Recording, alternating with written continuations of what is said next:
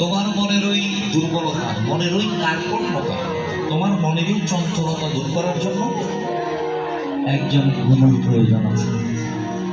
আমার গুরু ছাড়া মনের চঞ্চলতা দূর করা যায়। ওই মনের চঞ্চলতা দূর করার জন্য ভগবান বলছে অজ্ঞান।